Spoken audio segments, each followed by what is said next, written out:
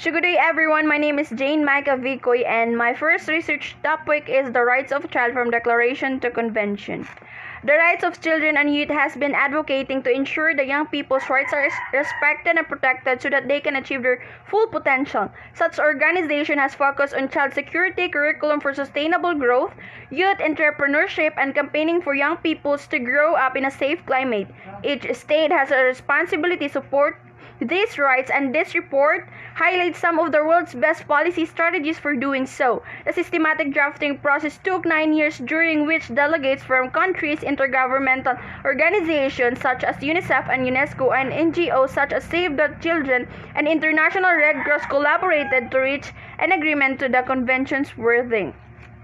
So in the statement of the problem, the research showed to provide literature on the rights of the child from Declaration to Convention, and the objectives of this study is to further describe what factors the government had done towards the rights of children, and to further explain the process of Declaration to Convention of the rights of child. And so to answer the following, what are the factors of the rights of child from Declaration to Convention, and how long did it take to declare the rights of child? In the reviewed related literature, the UNICEF is acronym for United Nations Children's Fund, formerly 1946 to 1953, special program of the United Nations devoted to aiding national efforts to improve the health, nutrition, education, and general welfare of children. UNESCO is an acronym for United Nations Educational, Scientific, and Cultural Organization that constitute which entered into force in 1946, called for the promotion of international collaboration in education, science, and culture. So the origin of a Geneva Declaration is in 1924, which is the League of Nations adopted the Geneva Declaration, a historic document that recognizes and affirms for the first time the existence of rights specific to children and responsibility of adults towards children. Origin of the first Declaration of Rights of Child is in 1919. With the help of her sister Dorothy Buxton, Jeb founded the Save the Children Fund in London to provide assistance and to protect children who have experienced war. In 1920, the Save the Children Fund was recognized and structured around the International Save the Children Union. On February 1923, the International Save the Children Union adopted the first version of the Declaration of the Rights of the Child during the Fourth General Assembly.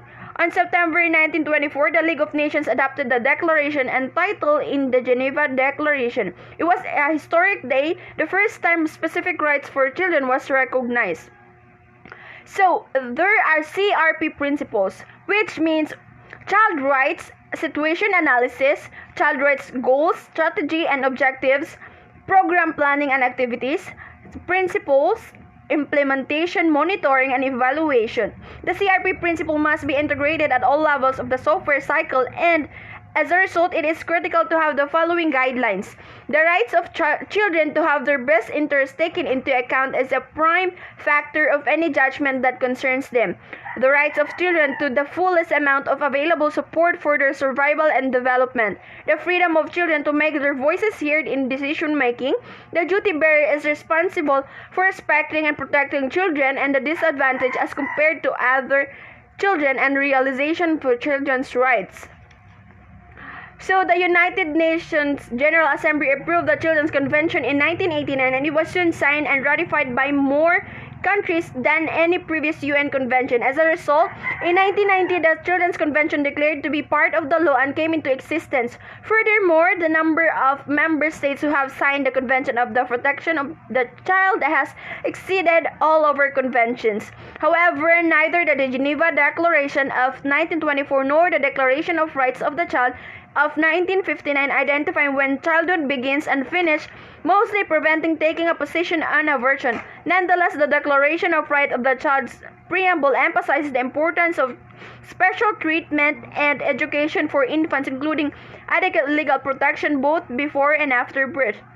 The Geneva Declaration became the first universal human rights document to discuss children's rights directly. So eventually, the United Nations Convention on the Rights of Children, which was enacted 30 years ago today by the General Assembly, soon became the most signed universal human rights treaty in existence, with 196 countries signing it, addressing both children's rights and governments' obligations to allow and safeguard these rights. The convention expressly details over 54 articles of rights that all children inherently possess, regardless of where or when they are born. They include any fundamental human rights whose universal implementation can guarantee a dramatic change in our collective standard of life.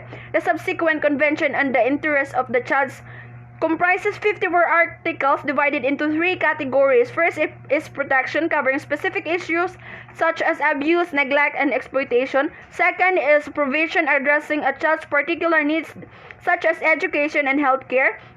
Third is participation, acknowledging a child's growing capacity to make and play a part in society.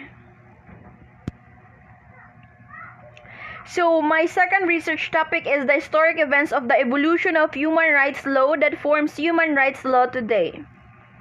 So what is human rights? Human rights are guaranteed to all people without exception.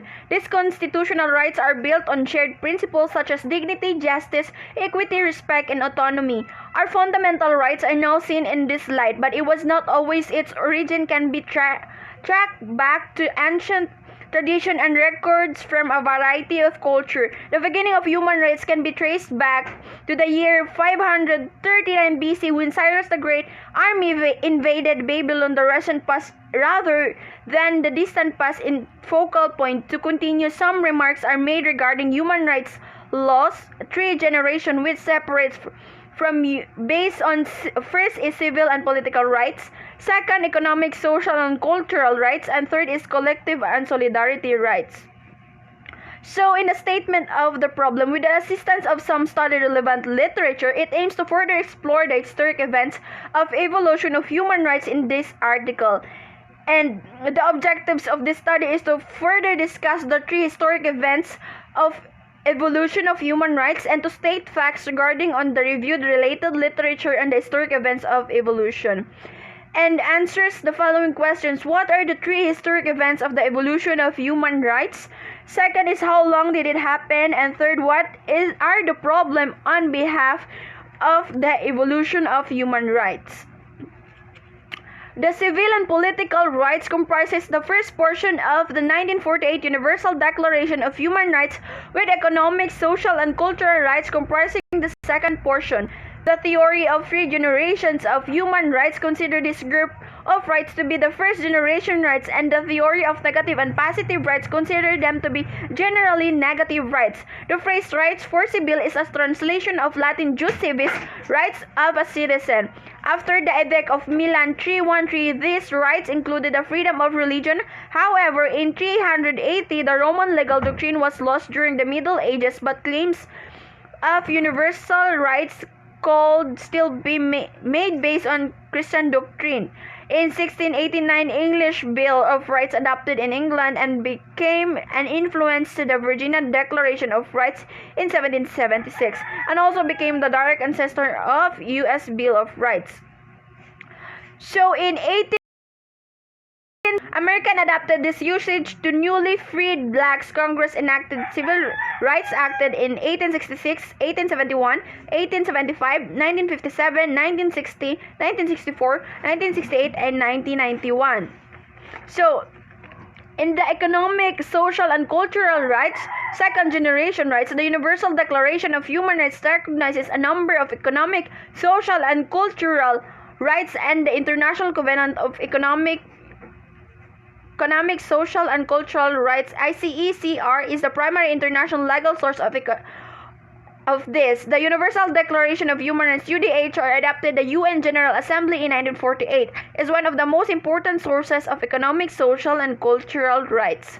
So, the solidarity or group rights, third generation rights, composes of composed of solidarity or group rights while drawing upon a preconceptualizing the demands associated with the first two generations of rights reflects to the emergence of nationalism in the developing world, the revolution of rising expectations to the right of political, economic, social, and cultural self-determination, the right to economic and social development, the right to participate and benefit from common heritage of mankind, and the three remaining claims solidarity group rights of to peace, the rights to a clean and healthy environment, and the right to humanitarian disaster relief suggest the importance of inefficiency of the state of a certain critical respect.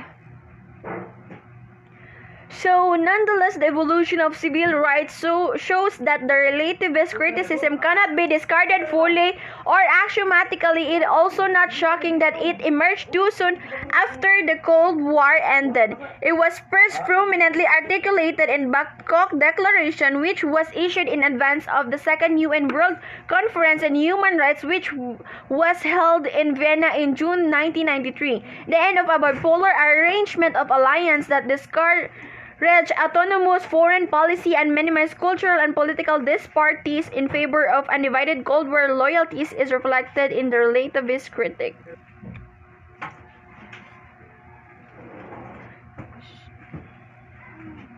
So my third research topic is the International Convention of the Elimination of All Forms of Racial Discrimination, 1966, focusing on LGBT community. The International Convention on the Elimination of All Forms of Racial Discrimination, ICERD, is an autonomous body that monitors how the Convention on the Elimination of All Forms of Racial Discrimination is implemented by its state parties.